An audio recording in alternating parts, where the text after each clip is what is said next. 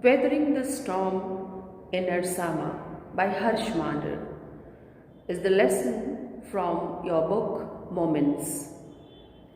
I am here to summarize this lesson today.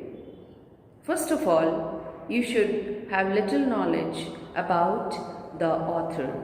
Harsh is an Indian short story writer.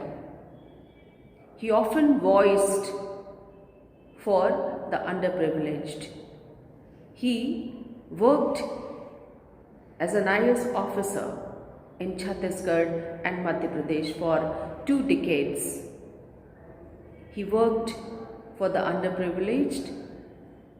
He was a peace worker, a teacher, and a researcher too.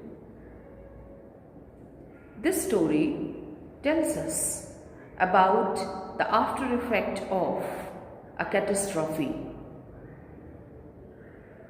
Here, in this story, Weathering the Storm in Ersama, the author tells us about a cyclone that hit Orissa in October 1999.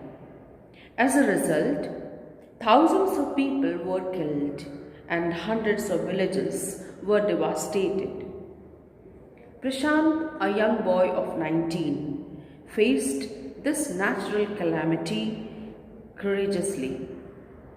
So here in this chapter, you are going to witness the valor, the positivity and the leadership of this young boy Prashant. How he tackled the situation, how he came forward and helped the sufferers. So I am going to summarize the lesson. Here goes the lesson. 7 years after his mother's death, Prashant had gone to the block headquarters of Ersama on 27 October 1999. Ersama is a small town in coastal Orissa and about 18 kilometers from his village. Prashant had gone there to spend the day with his friend, but in the evening, a dark and menacing storm gathered. Winds beat against the houses with extraordinary speed and fury. Heavy and incessant rain filled the darkness. Trees were uprooted and crashed to the earth. So, when he went to spend time with his friend in a village which was near to his native place, he was stuck there because of a sudden calamity. A high-speed storm hit the village and ruined so many things over there. Trees were uprooted, houses were fallen, there were darkness all around because of the incessant rain. So the situation was very grievous. Prashant heard screams as people and houses were swiftly washed away. There was neck-deep water in the house of Prashant's friend. Uprooted trees had fallen on his friend's house, damaging its roof and walls. To escape the rising waters, Prashant and his friend's family had taken refuge on the roof. From the roof of his friend's house, Prashant saw that a raging, deadly brown sheet of water covered the entire area as far as his eyes could see. Soon, there were water all around. The muddy water covered the whole area and it started entering the houses. Uprooted trees were fallen on the roof of his friend's house and there were knee-deep water. So the whole family came to the roof and after that they could see the fury of the storm and rain both. Only fractured cement houses still stood in a few places. The cemented houses were still standing. Bloated animal carcasses and human corpses floated in every direction. There were the dead bodies of animals and human beings everywhere. Two coconut trees had fallen on his friend's house. However, the tender coconuts from the trees kept the trapped family from starving. Prashant sat huddled with his friend's family in the open on the rooftop for 2 days. So they were stuck on the roof and they stayed on the coconuts, the tree which fell on the roof. They had nothing to eat. This was the situation for 2 days. 2 days later, the rain stopped. Then the rain waters slowly began to recede. Prashant was determined to seek out his family immediately. The situation was still alarming. After 2 days, he remembered to find the well-being of his family.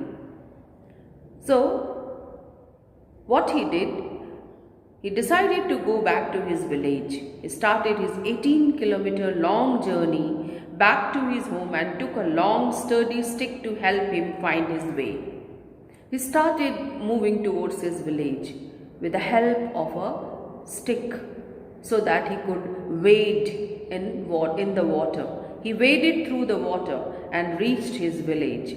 He found that once where his house stood, there were now remnants of its roof.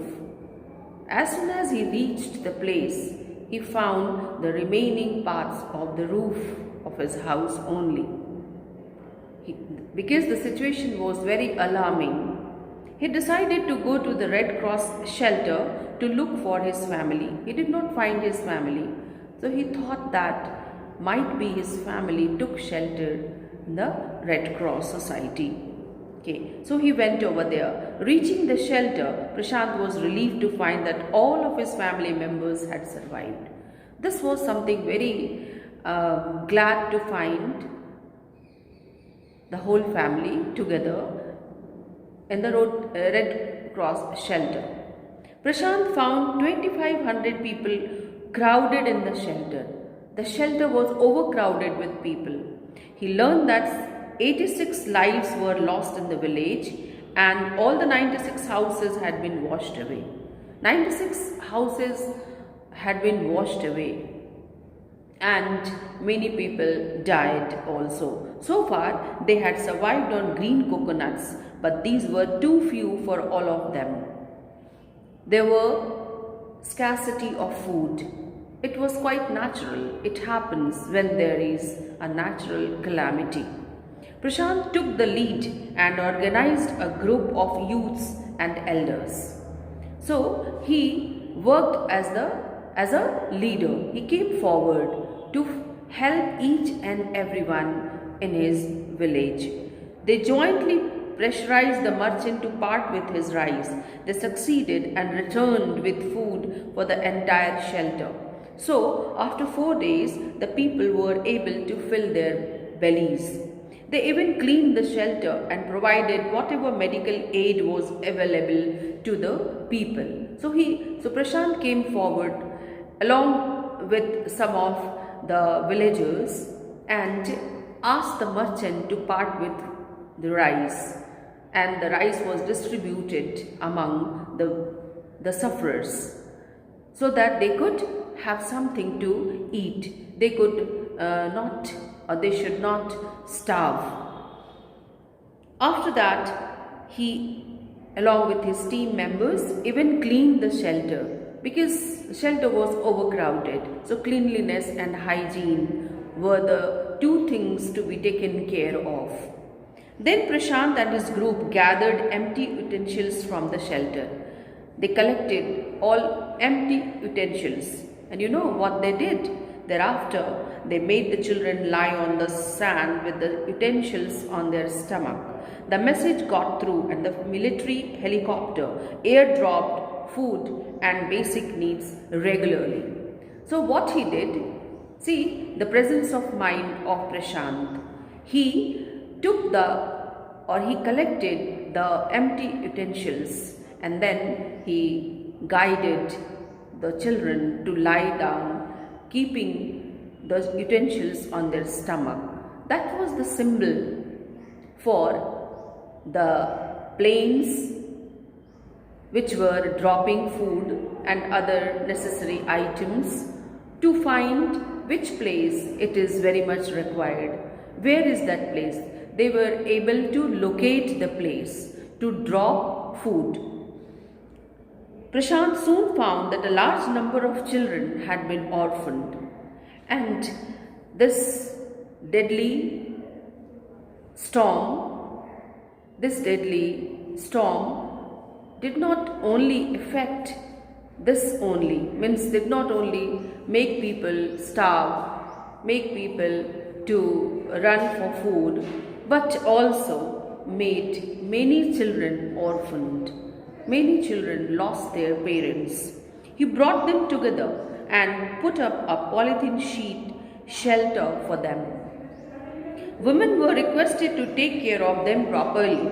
Prashant then persuaded the women to start working in the Food for Work program started by an NGO. Prashant also organized sports events and cricket matches for the children. So what he did, he help those orphan children. How? He called all those women, the widows, to take care of those children so that they should have the warmth, the affection, love and care from those women as they got from their mother. And those women would also be away from their suffering for some time. So this is what he did. After that, he persuaded the women to start working in the Food for Work program. And then he also organized some sports events. Prashant's group was against sending widows and orphans to the institutions sponsored by the government. He did not like to send the orphan children and the widows to the institutions which were sponsored by the government. He wanted to create such an environment in the village itself, in the shelter itself. It was felt that in such institutions, children would grow up without love. They would not understand the meaning of love and care. So to be away from such feeling and emotions, he wanted them to be with the widows who would work as mothers. The widows would also suffer from stigma and loneliness there. Prashant's group believed that orphans should be resettled in their own community itself. They should possibly be brought up by the new foster families made up for childless widows and children without adult care. So he wanted to create such an environment in the village itself where he could promote love, togetherness, care and busy with work for those widows who were suffering with their loneliness. 6 months after the devastation caused by the super cyclone, the widows and orphans of his village took Prashant as their savior, who helped them in their darkest hour of grief. So Prashant did a lot. He did the work of rehabilitation. He came forward to help each and every person, not only the children but also the adult. And after the cyclone was over, he was respected. He was respected by the widows and the orphans of the village as the savior.